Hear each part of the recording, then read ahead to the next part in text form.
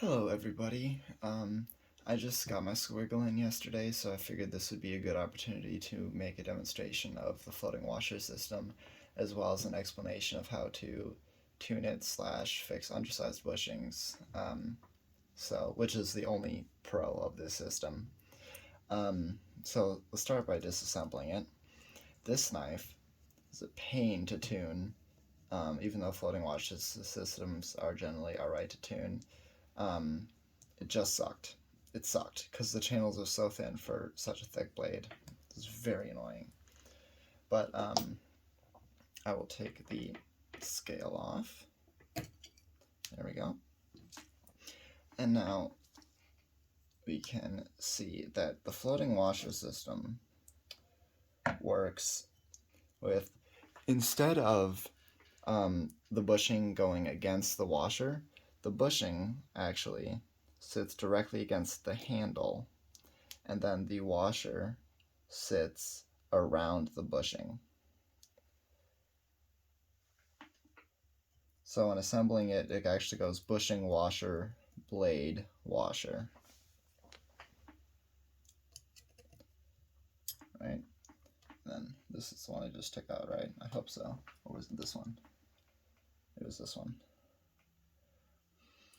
And the rounded sides of the washers always go against the blade.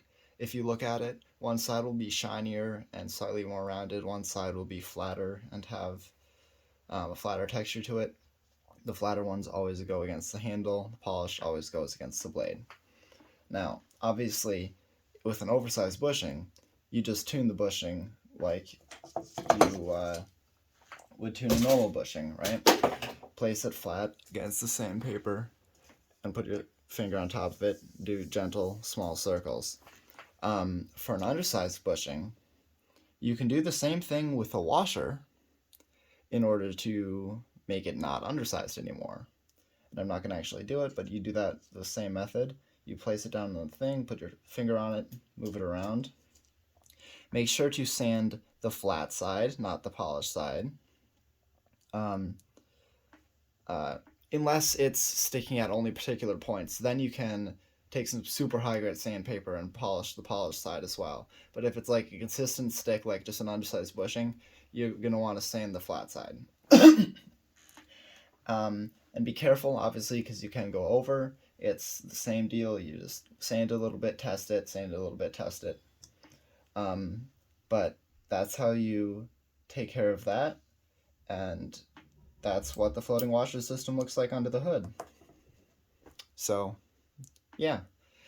The floating washer system sucks, by the way, compared to normal bushings, because it sounds and feels worse. Literally the only pro to it is that you can fix undersized bushings by sanding the washers. Anyways, I hope that has been helpful. I'm gonna put in the screws now. If anybody has any questions, let me know, I guess.